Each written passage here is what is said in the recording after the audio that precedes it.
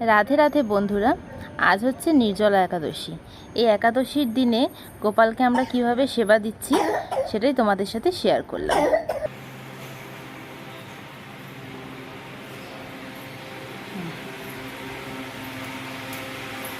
এখানে গোপালকে স্নান করানোর জন্য গোপালকে রেডি করা হচ্ছে।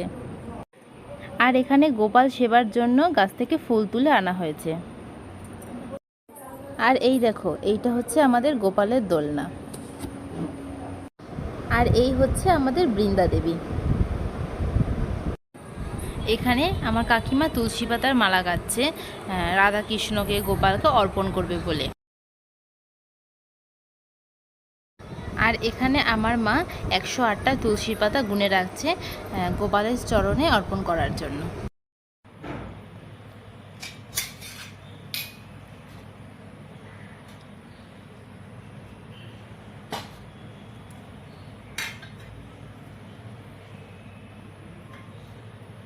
ओम नमो भगवते वासुदेवाय नमो नमो भगवते वासुदेवाय नमो नमो भगवते वासुदेवाय नमो। ओम नमो भगवते वासुदेवाय नमो नमो भगवते वासुदेवाय नमो नमो भगवते वासुदेवाय नमो नमो भगवते वासुदेवाय नमो। ओम नमो भगवते वासुदेवाय नमो नमो भगवते वासुदेवाय नमो नमो भगवते वासुदेवाय नमो। ओम नमो भगवते वासुदेवाय नमो नमो भगवते वासुदेवाय नमो नमो भगवते वासुदेवाय नमो। ओम नमो भगवते वासुदेवाय नमः।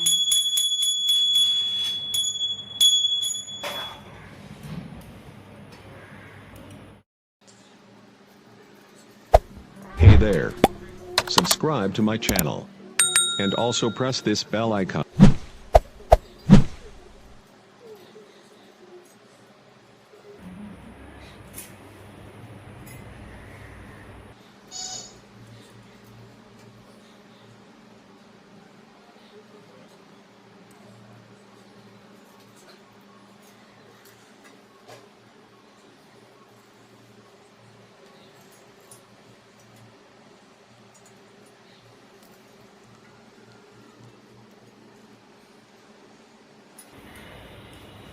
আচ্ছা, গোপালকে বেশি জামা পরাতে হবে না।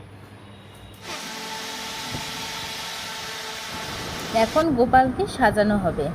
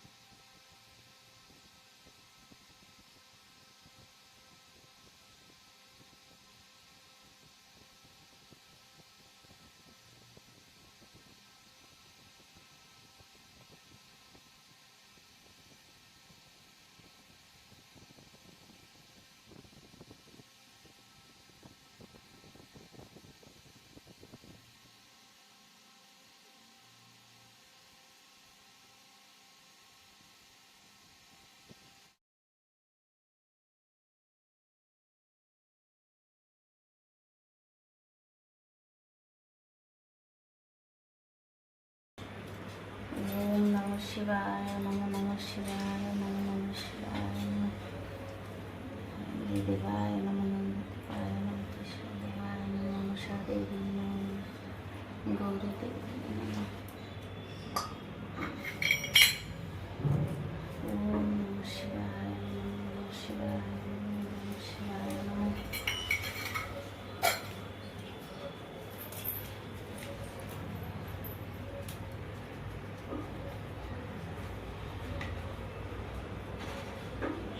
ওম নমঃ শিবায় নমঃ নমঃ শিবায় নমঃ নমঃ শিবায় নমঃ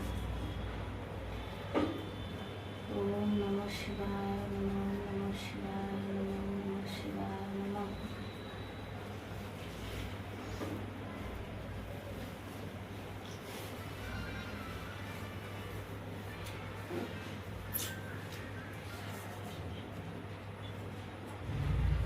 ওম নমঃ শিবায় নমঃ শিবায় নমঃ শিবায় দেখ তুই তো ওর কাজ করে নিচ্ছি দেখ ওম প্রিয় কৃষ্ণায় এখন 108টা করে তুলসী পাতা কৃষ্ণের চরণে অর্পণ করা হচ্ছে।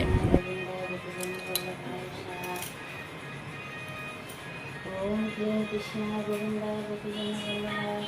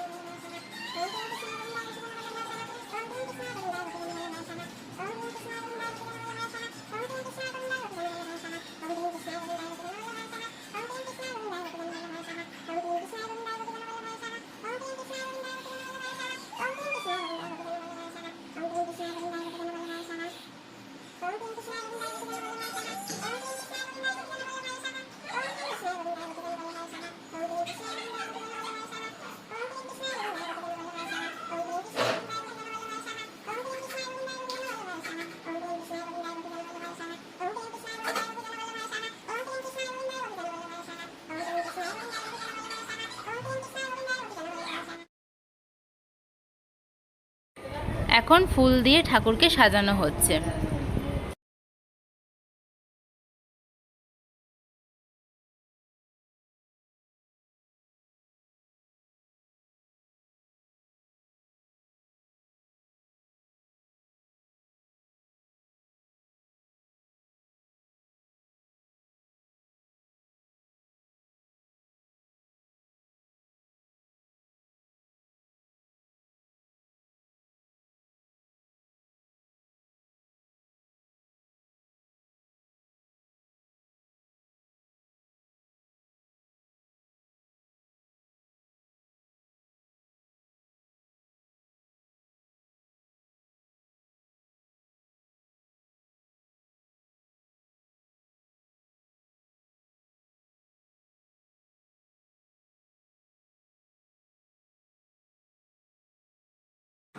যেই তুলসী পাতার মালাটা গাঁথা হয়েছিল সেটা এখন রাধাকৃষ্ণকে অর্পণ করা হচ্ছে।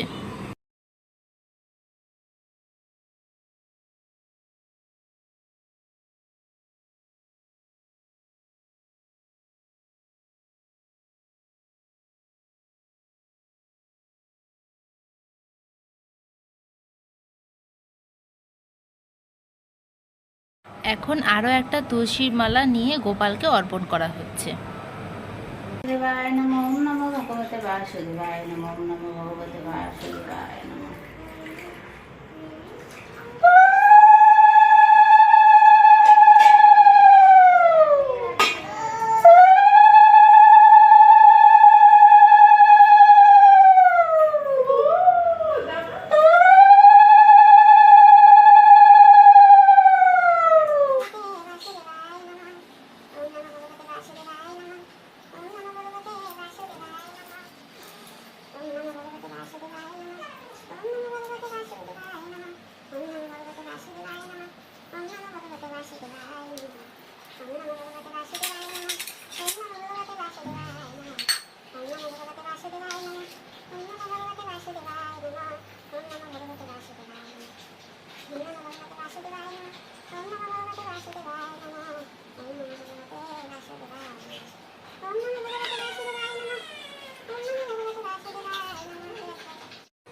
এখানে ঠাকুরের জন্য ফলের ভোগ সাজানো হচ্ছে।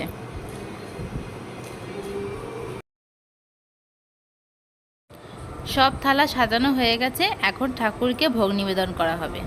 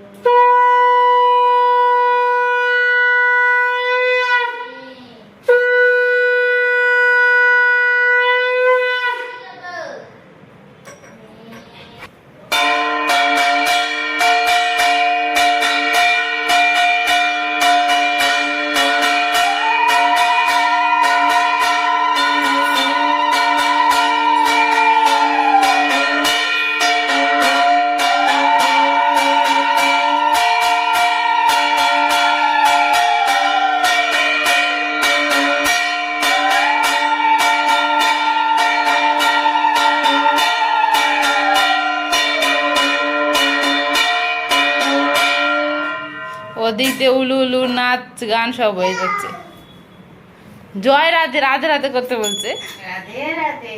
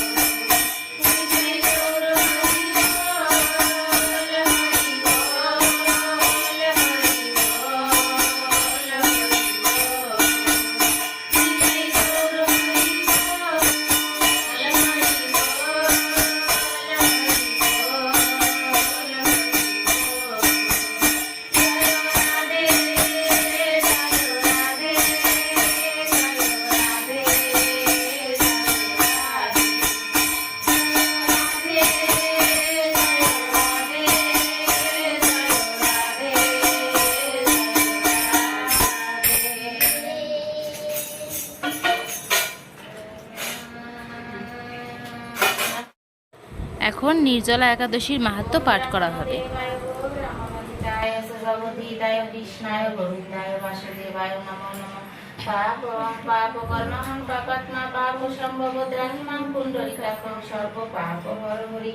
জয় রাধা মাধব কুঞ্জ বিহারী গোপীজন বল্লভ গিরি বরধারী যশোদানন্দন ব্রজদান রঞ্জন যমুনা তীর বনচারী। জয় রাধা মাধব জয় রাধা মাধব।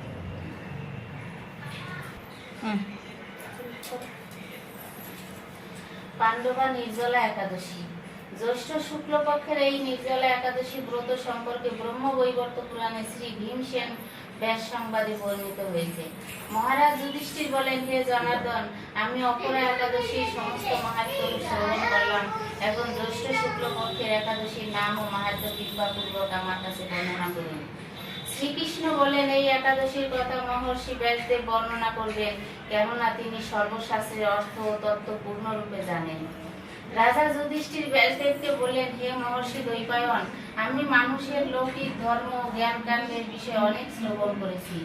আপনি যথাযথভাবে ভক্তি বিষয়ে নিয়ে কিছু ধর্ম কথা এখন আমায় বর্ণনা করুন। শ্রী ব্যাসদেব বলেন, হে মহারাজ, তুমি যেসব ধর্ম কথা শুনেছ, এই কলিযুগের মানুষের পক্ষে সেই সমস্ত পালন করা অত্যন্ত কঠিন। যা সুখে সামান্য খরচে অল্প কষ্টে সম্পাদন করা যায়, অথচ মহাফল প্রদান করে এবং সমস্ত শাস্ত্রের সারস্বরূপ, সেই ধর্মই কলিযুগে মানুষের পক্ষে করা শ্রেয়। সেই ধর্ম কথাই এখন আপনার কাছে বলছি। উভয় পক্ষের একাদশী দিনে ভোজন না করে উপবাস ব্রত করবে। দ্বাদশীর দিনে স্নান করে শুচি শুদ্ধ হয়ে নিত্যকৃত্য সমাপনের পর শ্রীকৃষ্ণের অর্চন করবে। এরপর ব্রাহ্মণদের প্রসাদ ভোজন করাবে। অশৌচতা দিতে ওই ব্রত কখনো ত্যাগ করবে না। যে সকল ব্যক্তি স্বর্গে যেতে চায় তাদের সারা জীবন এই ব্রত পালন করা উচিত। পাপ কর্মে রত ধর্মহীন ব্যক্তিরা যদি একাদশীর দিনে ভোজন না করে, তবে তারা জমযাতনা থেকে রক্ষা পায়। শ্রী ব্যাসদেবের এই সব কথা শুনে গদাধর ভীমসেন অশ্বত্থপাতার মতো কাঁপতে কাঁপতে বলতে লাগলেন, হে মহাবুদ্ধি পিতামহ, মাতা কুন্তী, দ্রৌপদী, ভ্রাতা যুধিষ্ঠির, অর্জুন, নকুল ও সহদেব এরা কেউই একাদশী দিনে ভোজন করে না। আমাকে অন্ন গ্রহণ করতে নিষেধ করে, কিন্তু দুঃসহ ক্ষুধা যন্ত্রণার জন্য আমি উপবাস করতে পারি না। ভীমসেনের এরকম কথায় ব্যাসদেব বলতে লাগলেন, যদি স্বর্গাদি দিব্য ধাম লাভে তোমার একান্ত ইচ্ছা থাকে, তবে উভয় পক্ষের একাদশীতে ভোজন করবে না। তদুত্তরে ভীমসেন বলেন, আমার নিবেদন এই যে, উপবাস তো দূরের কথা, দিনে একবার ভোজন করে থাকাও আমার পক্ষে অসম্ভব। কারণ আমার উদরে বৃক নামে অগ্নি রয়েছে। ভোজন না করলে কিছুতেই যে শান্ত হয় না। তাই প্রতিটি একাদশী পালনে আমি একেবারেই অপারগ। হে মহর্ষি, বছরে একটি মাত্র একাদশী পালন করে যাতে আমি দিব্য ধাম লাভ করতে পারি, এই রকম কোন একাদশীর কথা আমাকে নিশ্চয় করে বলুন। তখন ব্যাসদেব বলেন, জ্যৈষ্ঠ মাসের শুক্লপক্ষের একাদশী তিথিতে জল পান পর্যন্ত না করে সম্পূর্ণ উপবাস করবে, তবে আচমনে দোষ হবে না। ওই দিন অন্নাদি গ্রহণ করলে ব্রত ভঙ্গ হয়। একাদশীর দিন সূর্যোদয় থেকে দ্বাদশীর দিন সূর্যাস্ত পর্যন্ত জল পান বর্জন করলে অনায়াসে 12টি একাদশীর ফল লাভ হয়। বছরের অন্যান্য একাদশীর পালনে অজান্তে যদি কখনো ব্রত ভঙ্গ হয়ে যায়, তাহলে ওই একটি মাত্র একাদশী পালনে সেই সব দোষ দূর হয়। দ্বাদশীর দিনে ব্রহ্ম মুহূর্তে স্নান কার্য সমাপ্ত করে শ্রীহরি পূজা করবে। সদাচারী ব্রাহ্মণদের বস্ত্রাদি দান সহ ভোজন করিয়ে আত্মীয় স্বজন সঙ্গে নিয়ে ভোজন করবে। এইরূপ একাদশী ব্রত পালনে যে প্রকার পুণ্য সঞ্চিত হয়, এখন তা শ্রবণ করো। সারা বছরের সমস্ত একাদশীর ফলে একটি মাত্র ব্রত উপবাসে লাভ করা যায়। শঙ্খ চক্র গদা পদ্মধারী ভগবান শ্রীকৃষ্ণ আমাকে বলেছেন, বৈদিক ও লৌকিক সমস্ত ধর্ম পরিত্যাগ করে যারা একমাত্র আমার শরণাপন্ন হয়ে এই নির্জলা একাদশী ব্রত পালন করে, তারা সর্বপাপ মুক্ত হয়। বিশেষত কলিযুগে ধন সম্পদ দানের মাধ্যমে সদ্গতি বা স্মার্ত সংস্কারের মাধ্যমেও যথার্থ ফল কল্যাণ লাভ হয় না। কলিযুগে দ্রব্য শুদ্ধি নেই, কলিতে শাস্ত্রোক্ত সংস্কার বিশুদ্ধ হয় না। তাই বৈদিক ধর্ম কখনো সুসম্পূর্ণ হতে পারে না। হে ভীমসেন, তোমাকে বহু কথা বলার কোনো আর প্রয়োজন কি?